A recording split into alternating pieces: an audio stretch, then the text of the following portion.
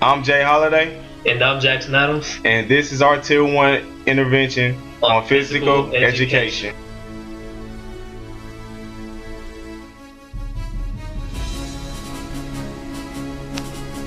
Tier 1 intervention is a method of academic intervention used to provide early systematic assistance to children who are having a hard time learning. In short, Tier 1 intervention equals classroom management.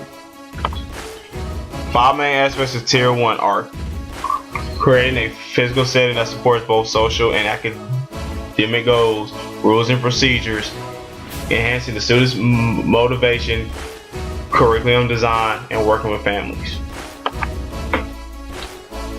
An effective setting in a PE class is one that consists of the proper equipment, positive attitudes, and an overall feeling of belongingness.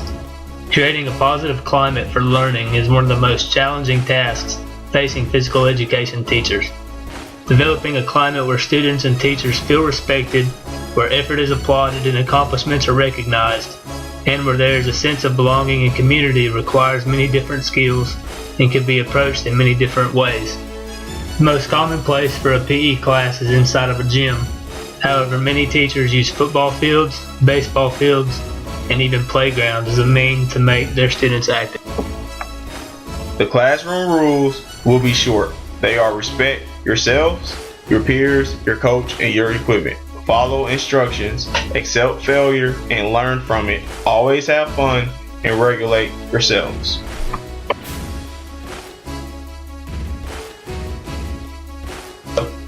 Internal motivation is basically when an incentive is found from within an individual and they acquire a need to somehow better themselves. External motivation is when an individual gains a desire to change because of an outside force, such as peers, family, or an experience.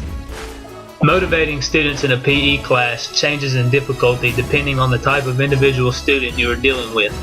Certain students have highly competitive natures, and things such as short pep talks can motivate them to give it their all. However, there are also individuals who couldn't care less about athletics and would much rather sit in the bleachers than be out on the court. As teachers, it will be our responsibility to figure out how to keep them engaged in the activity somehow. Providing rewards for the winning team, allowing certain students to keep score rather than playing are two ways to motivate non-competitive students to stay active.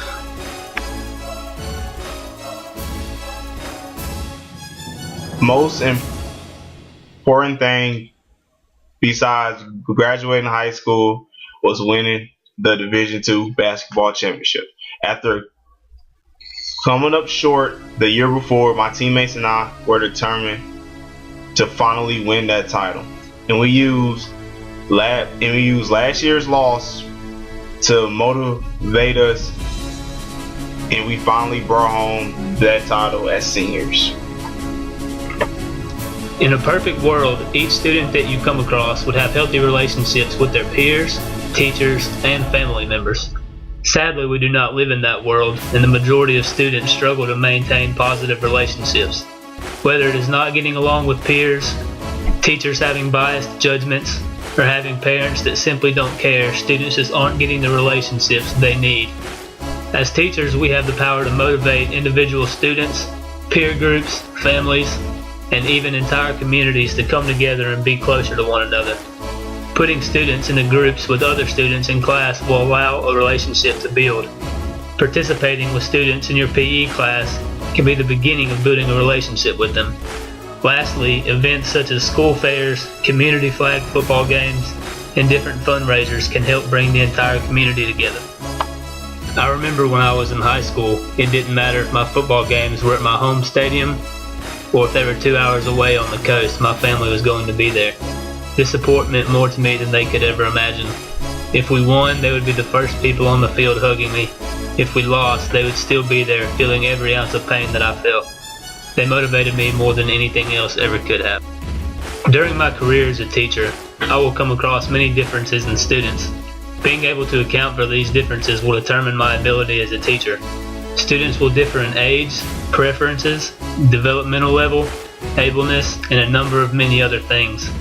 The challenge of maximizing the opportunity to learn for students with different abilities is met differently by each educational system.